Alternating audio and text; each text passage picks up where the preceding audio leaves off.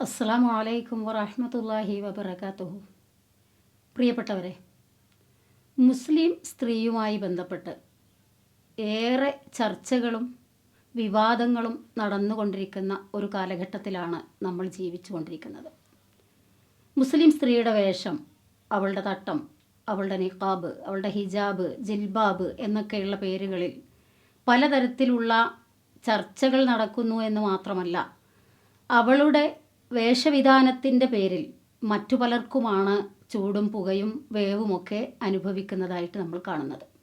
ഇത്തരമൊരു പശ്ചാത്തലത്തിൽ എന്താണ് മുസ്ലിം സ്ത്രീയുടെ യഥാർത്ഥ വേഷമായിരിക്കേണ്ടത്, ആരാണ് അങ്ങനെയാണ് സ്ത്രീ വേഷം ധരിക്കേണ്ടത് എന്ന് പഠിപ്പിച്ചത്, അതിന് പ്രാമാണികതയിൽ എന്താണ് തെളിവുകളുള്ളത് എന്നൊക്കെ ഒന്ന് ചെറിയ രൂപത്തിൽ മനസ്സിലാക്കുക എന്നതാണ് ഈ വർത്തമാനത്തിലൂടെ ഉദ്ദേശിക്കുന്നത്.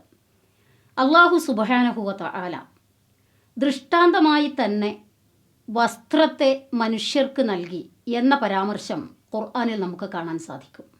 സൂറത്തുൽ അഅറാഫിൻ്റെ 26ഉം 27ഉം സൂക്തങ്ങളിലേക്ക് കടന്നു ചെല്ലുമ്പോൾ മനുഷ്യ സന്തതികൾക്ക്, ആദം സന്തതികൾക്ക് അല്ലാഹു സുബ്ഹാനഹു വ തആല വസ്ത്രത്തെ നിർണയിച്ചു കൊടുത്തത്, യാ ബനി ആദമ ഖദ് അൻസൽന അലൈക്കും ലിബാസൻ യുവാരി സൗആത്തിക്കും വരീഷ, നിങ്ങളുടെ നഗ്നതകളെ മറക്കുവാനും നിങ്ങൾക്ക് അലങ്കാരവുമായിട്ടാണ് എന്ന് പറയുന്നതോടൊപ്പം വലിബാസു തഖ്വ ദാലിക ഖൈർ, ഭക്തിയുടെ വസ്ത്രമാണ് ഏറ്റവും ഉത്തമമായിട്ടുള്ളത് എന്നുകൂടി ചേർക്കുന്നുണ്ട്.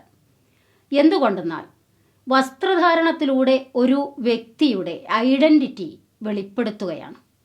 അവൻ്റെ വേഷം അല്ലെങ്കിൽ അവളുടെ വേഷം അത് നിർണയിക്കേണ്ടത് എൻ്റെ സ്വാതന്ത്ര്യമാണ്, എൻ്റെ ശരീരമാണ് എന്ന ഒരു തീരുമാനത്തിനപ്പുറത്തേക്ക് തനിക്ക് ശരീരം നൽകിയതും തനിക്ക് തീരുമാനത്തിന് കഴിവ് നൽകിയതും ആരാണ് എന്ന് അന്വേഷിക്കുകയും ആലോചിക്കുകയും ചെയ്യുന്നിടത്താണ് ഞാൻ പാലിക്കേണ്ട നിയമങ്ങൾ എന്നെ സൃഷ്ടിച്ച സൃഷ്ടാവിൻ്റേതാണ് എന്നൊരാൾക്ക് ബോധ്യപ്പെടുക. അങ്ങനെയാണ് ഖുർആൻ വീണ്ടും 27ാമത്തെ ആയത്തിൽ പറയുന്നത്, ആദമിൻ്റെ സന്തതികളെ നിങ്ങളെ പിശാച് പിഴപ്പിക്കാതിരിക്കട്ടെ. നിങ്ങളുടെ പൂർവ്വപിതാക്കളെ അവൻ പിഴപ്പിച്ചതുപോലെ, അവരെ കൊണ്ട് വസ്ത്രമഴിപ്പിച്ചതുപോലെ നിങ്ങളെ പിശാച് പിഴപ്പിക്കാതിരിക്കട്ടെ.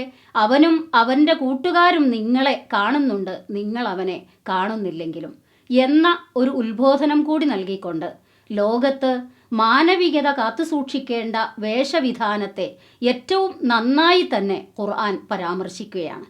അവൻ്റെ ശരീരം ഏത് ഭാഗത്ത് അല്ലെങ്കിൽ അവളുടെ ശരീരം ഏത് നിലക്ക് മറക്കണം എന്നതിനെക്കുറിച്ച് ഖുർആൻ പറയുന്ന സൂറത്തുന്നൂറിലെ 31ാമത്തെ ആയത്തും പ്രവാചക പത്നിമാരോടും മക്കളോടും വിശ്വാസിനികളായ സ്ത്രീകളോടും പറയുന്ന സൂറത്തുൽ അഹ്സാബിലെ 59ാമത്തെ ആയത്തുമൊക്കെ നാം പഠിച്ചു നോക്കുമ്പോൾ നമുക്ക് ബോധ്യപ്പെടേണ്ട വസ്തുത, ഒരാൾക്കും അവൻ്റെ സ്രഷ്ടാവിൻ്റെ നിയമത്തെ മറികടന്നുകൊണ്ട് മറ്റൊരു തീരുമാനത്തിലേക്ക് പോകാൻ സത്യവിശ്വാസിയാണെങ്കിൽ അർഹതയില്ല എന്നതാണ്. വമാ കാന ലിമുഅ്മിനിൻ വലാ മുഅ്മിനത്തിൻ ഇദാ ഖലല്ലാഹു വറസൂലുഹു അംറൻ അൻ യകൂന ലഹുമുൽ ഖിയറ, അല്ലാഹുവും അവൻ്റെ റസൂലും ഒരു കാര്യം വിശ്വാസികളുടെയും വിശ്വാസിനികളുടെയും കാര്യത്തിൽ തീരുമാനിച്ചിട്ട് പിന്നീട് അതിൽ ഒരു ചോയ്സ് നടത്തുക എന്നത് സത്യവിശ്വാസികൾക്ക്, വിശ്വാസിനികൾക്ക് ചേർന്നതല്ല എന്ന് പറയുമ്പോൾ എങ്ങനെയാണ് എൻ്റെ ശരീരം എൻ്റെ ചോയ്സാണ് എന്ന് വിശ്വാസിനികളുടെ ലോകത്ത് അത്തരം ഒരു സമൂഹത്തിന് പറയാൻ സാധിക്കുക?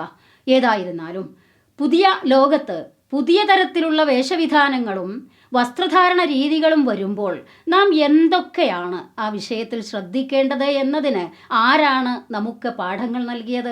വിശുദ്ധ ഖുർആനിൻ്റെ വിവരണമായി മുഹമ്മദ് നബി സല്ലല്ലാഹു അലൈഹി വസല്ലമ തങ്ങൾ തന്നെ തൻ്റെ ജീവിതത്തിലൂടെ പറഞ്ഞും ചെയ്തും അനുവദിച്ചുമൊക്കെ കാണിച്ചു തന്ന കാര്യങ്ങളിലൂടെയാണ് നാം എങ്ങനെ ധരിക്കണം, എങ്ങനെ ധരിച്ചുകൂടാ എന്ന കാര്യവും മനസ്സിലാക്കേണ്ടത്.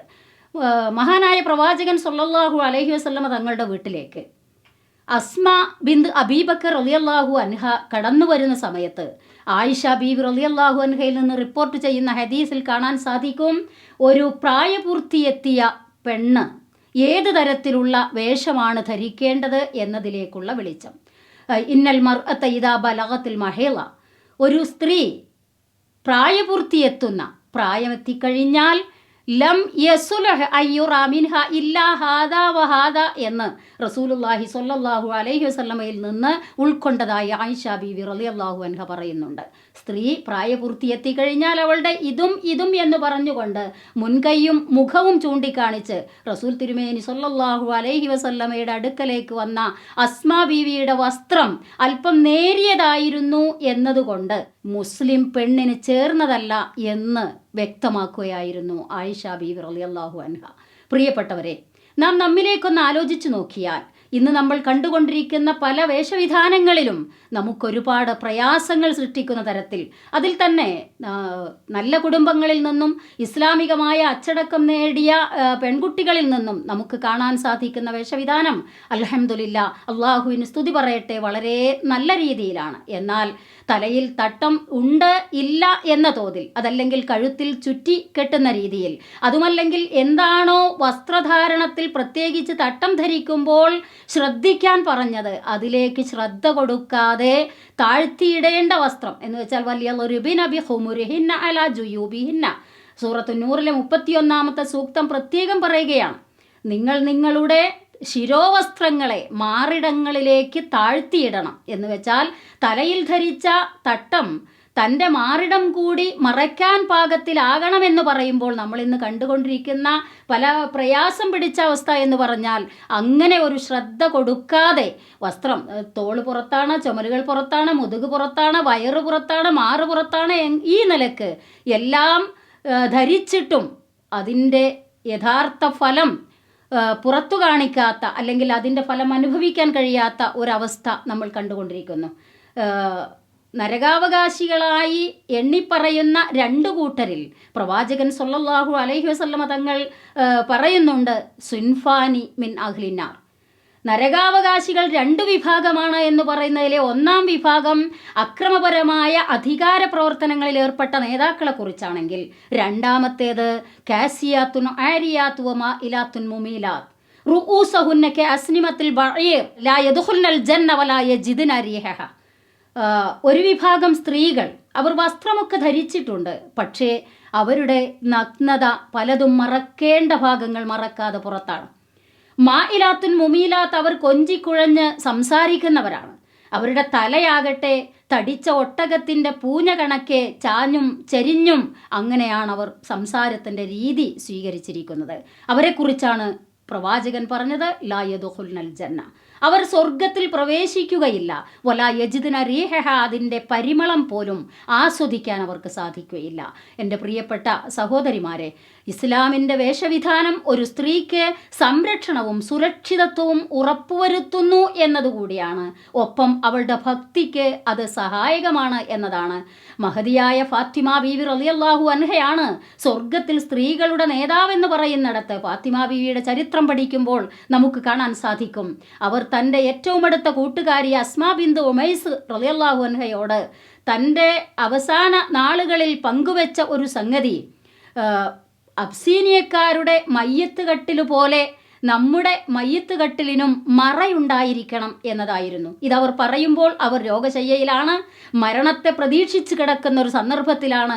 അപ്പോൾ അവർ മറ സ്വീകരിക്കാൻ എത്രത്തോളം ശ്രദ്ധിച്ചു എന്നതിൻ്റെ ഒരു വെളിച്ചം കൂടി ആ വർത്തമാനം തരുന്നുണ്ട്. 2 വടികളിൽ മാത്രം കെട്ടിയ ഒരു ശവമഞ്ചം ഉപയോഗിച്ചിരുന്ന ഒരു കാലത്താണ് അബ്സീനിയക്കാരെ പോലെ നമുക്കും അടപ്പുള്ള മൂടിവെക്കാൻ പറ്റുന്ന പുരുഷന്മാർ 5 വസ്ത്രത്തിൽ പൊതിഞ്ഞ സ്ത്രീയുടെ മയ്യത്ത് ആ പൊതിഞ്ഞ രൂപം പോലും കാണാതിരിക്കാൻ പറ്റുന്ന തരത്തിലുള്ള ശവമഞ്ചം ഉപയോഗിക്കണമെന്ന് ആഗ്രഹം പ്രകടിപ്പിച്ചത് എന്ന് മാത്രമല്ല, അപ്പോൾ ഫാത്തിമ ബീവി റളിയല്ലാഹു അൻഹ തൻ്റെ തലയിലിട്ട വസ്ത്രത്തെ ശരീരത്തിൻ്റെ പകുതിയോളം മറച്ചിരുന്നു എന്ന് പറയുന്നിടത്ത് ഖുർആൻ തന്നെ ഉപയോഗിച്ച 2-3 പേരുകളെ നമ്മൾ മനസ്സിലാക്കുന്നത് കൂടി ഇവിടെ അഭികാമ്യമായിരിക്കും. ഹിമാർ എന്ന് പറയുന്നത് തലയിൽ നിന്ന് മാറിടത്തിലേക്ക് താഴ്ത്തി ഇറക്കിയിടുന്ന വസ്ത്രമാണെങ്കിൽ, ജിൽബാബ് എന്ന് പറയുന്നത് തലയിൽ നിന്ന് ശരീരത്തെ മൊത്തം മൂടുന്ന ഒരു മൂടുപടമാണ്. അതേസമയം ഹിജാബ് പുരുഷന്മാരുമായി സംസാരിക്കുമ്പോഴും മറ്റും ഇടയിൽ സ്വീകരിക്കുന്ന ഒരു മറയാണ് ഹിജാബ്. അപ്പോൾ ശിരോവസ്ത്രത്തെ തന്നെ തൻ്റെ ശരീരത്തിൻ്റെ പകുതിയോളം മൂടാൻ പാകത്തിൽ ഫാത്തിമ ബീവി റളിയല്ലാഹു അൻഹ ഉപയോഗിച്ചിരുന്നുവെങ്കിൽ അതേ ഫാത്തിമ ബീവി റളിയല്ലാഹു അൻഹ കടന്നു ചെന്ന സ്വർഗത്തിലേക്ക് അവരുടെ അനുയായികളിൽ പെട്ടുകൊണ്ട് ചെല്ലാൻ ആഗ്രഹിക്കുന്ന നമുക്ക് നമ്മുടെ വേഷത്തെക്കുറിച്ച്, അതിൻ്റെ ക്ലോത്തിനെ കുറിച്ച്, അതെങ്ങനെ ധരിക്കണമെന്നതിനെക്കുറിച്ച് കൃത്യമായ കാഴ്ചപ്പാടുണ്ടായിരിക്കുക എന്നത് ഈ കാലഘട്ടത്തിൽ പ്രത്യേകിച്ചും അത്യാവശ്യമാണ്. എന്തുകൊണ്ടെന്നാൽ സ്കിൻ കളർ വസ്ത്രങ്ങൾ ധരിക്കുന്ന, പ്രത്യേകിച്ച് ലെഗിൻസ് പോലെയുള്ള വേഷം ധരിക്കുന്ന പ്രിയപ്പെട്ട സഹോദരിമാർ വളരെ ഇറുക്കമുള്ളതും ഇടുങ്ങിയതുമായി അത് ധരിക്കുമ്പോൾ തൻ്റെ കാലിൽ അത്തരം ഒരു വസ്ത്രം ഉണ്ടോ എന്ന് പോലും സംശയിക്കുന്ന തരത്തിലേക്ക് അത് വളരെ മോശമായി പോകുന്ന സാഹചര്യങ്ങൾ പലപ്പോഴും കാണാറുണ്ട്. അങ്ങനെ സംഭവിക്കുന്നിടത്ത് അതിനു മുകളിൽ അല്പം വിശാലതയും ലൂസുമുള്ള ഒരു ബോട്ടം കൂടി ധരിച്ച് അതിനു മുകളിൽ ധരിക്കുന്ന ടോപ്പിന് അല്പം നല്ലൊരു ഇറക്കവും കൊടുത്താൽ അൽഹംദുലില്ലാ അത് വളരെ കാണാൻ ചന്തമുള്ള ഒരു വേഷമായി തീരും എന്നതിൽ ഒരു സംശയവുമില്ല. അപ്പോൾ പുതിയ കാലഘട്ടത്തിൽ എൻ്റെ പ്രിയപ്പെട്ട വിദ്യാർത്ഥികളിൽ പലരും ചോദിക്കാറുള്ളത് ജീൻസ് പാൻറ് ധരിക്കാൻ പറ്റുമോ എന്നതാണ്. ജീൻസ് ധരിക്കാൻ ക്ലോത്തിനെ കുറിച്ച് ഇവിടെ പ്രശ്നമേ അല്ല. ആ ക്ലോത്ത് വളരെ നേരിയതും ഉള്ളിൻ്റെ ഉള്ള് കാണുന്നതുമായിരിക്കരുത്. ധരിച്ച വസ്ത്രം ശരീരത്തിൻ്റെ ചേലും കോലവും ഷെയ്പ്പുമൊക്കെ പ്രത്യേകിച്ചും കാണാൻ പറ്റുന്ന തരത്തിൽ ധരിച്ചു കഴിഞ്ഞിട്ടും അങ്ങനെയുള്ള വസ്ത്രമായിരിക്കരുത് എന്നിത്യാദി നിബന്ധനകളിൽ അപ്പുറം ഇസ്ലാം ഒരു തടസ്സങ്ങളും ഒരു കെട്ടിക്കുടുക്കും സ്ത്രീക്ക് വേഷവിധാനത്തിൽ വെച്ചിട്ടില്ലെന്ന് മാത്രമല്ല, സ്ത്രീയുടെ വേഷം അവൾക്ക് സുരക്ഷയും സമാധാനവും നൽകുന്നതാണ്. അവളുടെ ഹിജാബ് അല്ലെങ്കിൽ അവൾ സ്വീകരിക്കുന്ന മറ, അവളുടെ ശിരോവസ്ത്രം ധരിച്ചുകൊണ്ട് എവിടെയും അവൾക്ക് അനുവദനീയമായതും മാന്യവുമായ ഏത് ജോലിയും ചെയ്യാം. എവിടെയും അവൾക്ക് നല്ല കാര്യങ്ങൾക്ക് ഇറങ്ങിച്ചെല്ലാം. സത്യദീനിൻ്റെ വെളിച്ചം പകർന്നു കൊടുക്കുക എന്ന ബാധ്യത മുസ്ലിം സമൂഹത്തിലെ മഹാഭൂരിപക്ഷം വരുന്ന സ്ത്രീകളുടെ കൂടി ബാധ്യതയായതുകൊണ്ട് ഇരുട്ടിൽ നിന്ന്, അന്ധകാരത്തിൽ നിന്ന്, അജ്ഞതയിൽ നിന്ന് സമൂഹത്തെ, മാനവികതയെ വെളിച്ചത്തിലേക്കും സന്തോഷത്തിലേക്കും സമാധാനത്തിലേക്കും പുറത്തു കൊണ്ടുവരാനുള്ള ഡ്യൂട്ടി കൂടി അവൾക്ക് ഈ മാന്യമായ വസ്ത്രധാരണത്തിലൂടെ നിർവഹിക്കാൻ സാധിക്കുന്നതാണ്. അതിനു വേണ്ടത് ലജ്ജ എന്ന് പറയുന്ന വളരെ വലിയ ഒരു സ്വഭാവ ഗുണമാണ്. അത് നഷ്ടപ്പെട്ടിടത്താണ് നമ്മുടെ വേഷവിധാനങ്ങൾക്ക് പാളിച്ചകളും വീഴ്ചകളും വന്നുപോയത്. മനസ്സിനകത്ത് കാത്തു സൂക്ഷിക്കേണ്ട ലജ്ജ എന്ന് പറയുന്ന ഒരു ഗുണമുണ്ട്.